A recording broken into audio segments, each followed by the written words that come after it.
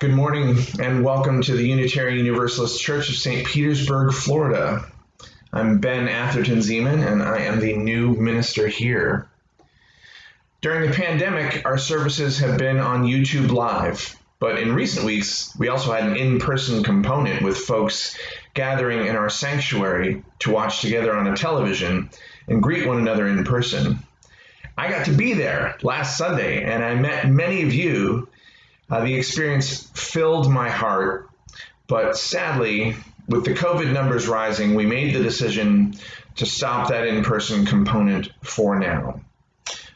Please call me or call the office if you have any questions.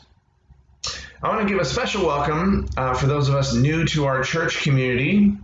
Our community has many beliefs, but we share a common faith that what we do in this world matters and that we are connected to one another and to the earth. So if you believe that an injustice anywhere is a threat to justice everywhere, if you believe in building bridges, not walls, if you believe that love knows no gender, I have good news. You may have found your church home.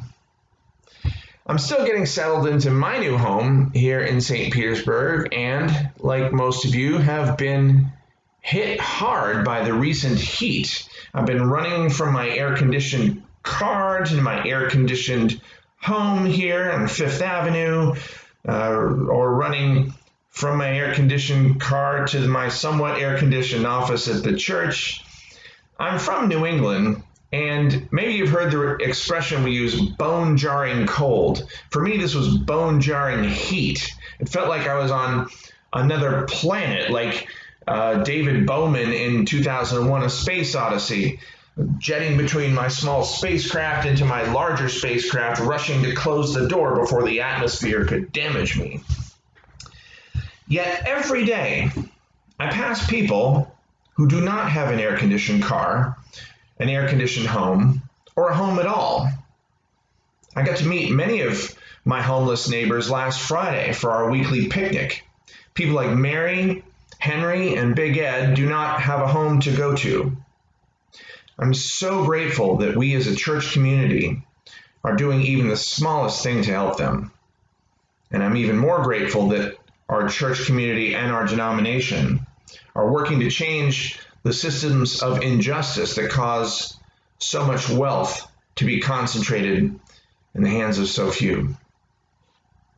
Now, the past few days have seen some spectacular storms, thunder, and lightning. I confess it was the first time I stayed outside for more than a second. I was able to breathe the cool air. Now, the theological implications of breathing during a storm do not escape me, along with the ability to find peace and direct connection to our living Mother Goddess as the rain falls around me and the lightning strikes near me.